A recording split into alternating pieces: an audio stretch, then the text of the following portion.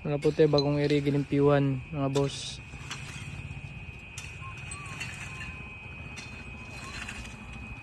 Yan nakadag ko ang sagbot o mga bugang palimpiwan. Ito na.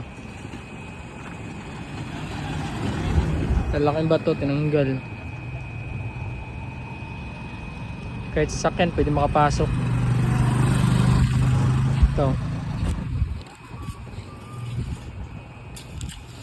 Around nasa 300 square meter yung laki ng area. Papakinabangan. Isa dito sa tabi oh.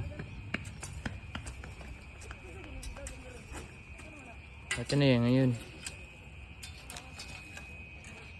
Kaya mga boss magpapalinis. Salamat.